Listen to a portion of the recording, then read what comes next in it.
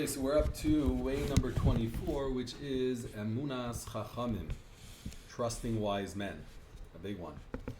So we say daily, Amar Reb Elazar, Amar Reb Chanina. Reb Elazar said in the name of Rabbi Chanina, Talmidei Chachamim marbim shalom ba'olam, righteous people increase peace in the world.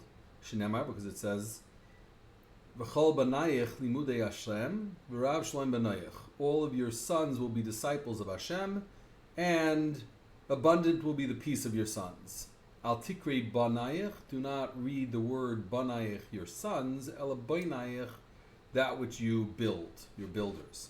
So the Gemara refers to tzaddikim, wise people, as builders. With the depth of their Torah wisdom, they build the world. They bring peace into the world. But the pursuit of wisdom can't be casual, right? So it requires determination and focus. We say in Mishlei, Shlomo HaMelech wrote, right, in Tivakshenu kakesef v'chamat moinim tach, if you will seek out wisdom like silver, like riches, and like treasure, you will search for it. Az tavin yiras Hashem v'das elikim timatzi. Then you will understand the wisdom, the fear of Hashem and the wisdom of the gods. Right? So seriously seeking wisdom means looking for a Talmid Chacham, looking for a wise person who can teach you about the complexities of life, whom you could build a relationship with. Right? Remember we had in way number 10, Shimush Chachamim, serving the wise people. This is about the Emunas Chachamim, trusting in them. Being serious also entails implementing the wisdom you receive. So imagine you receive a stock tip from a casual friend. He says, buy S&S tomorrow, it's going to go up at least 20%. And the next day you check the market, and sure enough, the stock is up 45%. But you didn't buy it, you're kicking yourself. So you call him up and you say, hey, do you have any other tips? Right? I'd really appreciate anything you could share. So he says, yeah, B&B is going to have a major rally tomorrow, buy whatever you can today. So of course, this time you're going to borrow some money, or you're going to take some money and you're going to invest it, and it goes up 80% in a few days. So are you going to forget that person? Not a chance, right? Because you appreciate the value of money, you appreciate the beneficial advice. So if you appreciate wisdom, then you're going to appreciate the advice that you get, the valuable advice and wisdom that you get from wise people. So number one of this is trusting. Emunas Chachamim still requires you to use your mind. Right? So we don't believe in blindly accepting anything even a tzaddik says. You have to listen carefully, you have to consider what they say, you have to have humility and honesty, because they definitely know a lot more than you, but you're not supposed to turn off your brain. The Torah wants us to think. In fact, many times when I go to one of the tzaddikim that I've been fortunate to come to know, Rabbi David Abu Chatzera, he'll turn to me and he'll say, you're smart, do what you think is right. And believe it or not, that is also considered the advice of a wise person. So don't put your mind in deep freeze. If you see contradictions in what you're hearing, ask about them. Give weight to what they say, certainly, even if it goes against your views, and maybe overweight what they say, so to speak. We don't believe that our religious leaders are infallible. Even Moshe Rabbeinu made mistakes. Only Hashem is infallible.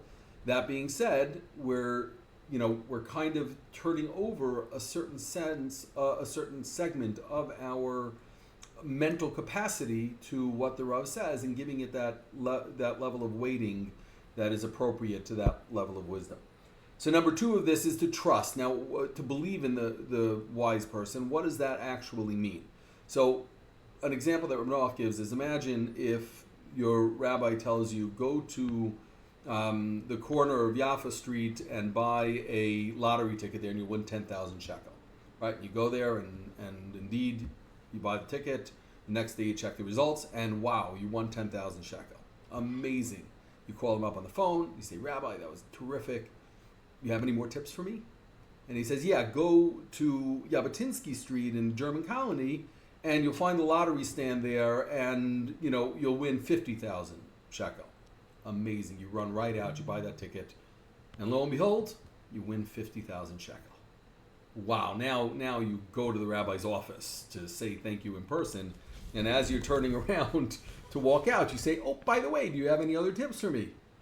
And the rabbi says, yeah, go to the train station in Haifa, right, 2.5 hours each way, and buy a ticket there, you're going to win 200,000 shekel. Well, the rabbi's track record is pretty good, right? So you get on the train, you go to the train station in Haifa, and you buy the lottery ticket. You check the results the next day, and you only won 50,000. So do you go back to the rabbi and say, I only won 50,000, right? Or do you go back to the rabbi and thank him? So you come to his office and you say, thanks so much, 50,000 shekel is really great, right? You kind of leave that little barb in there, right? But you can't resist, and you say, do you have any more tips? And he says, you know what? If you go to Liverpool, England, for the grand sweepstakes, you'll win £1 million. Right, but at this point, you're going to jump on that plane and you're going to go to England. Right, based on the track record, the rabbi has earned your trust.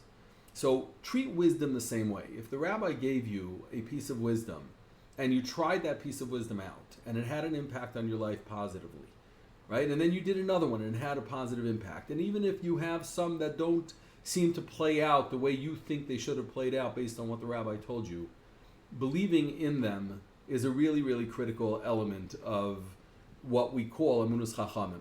And let that trust in their wisdom build up so that you can carry that trust forward. And remember, the key to all of this is to appreciate wisdom, like Shlomo Melech said, as you would gold and silver and treasures. So some applied wisdom for this is ask yourself, what would I want to know if I found a wise person, right? List out some compelling questions. You may get to ask them sooner, you may get to ask them later, but it is really something that it helps focus the mind on the areas where we could use wise counsel, right? And then ask your friends for something that they picked up, some wisdom that they picked up from wise people in their lives along the way, and see if you can begin to figure out which wise people you want to develop that relationship with.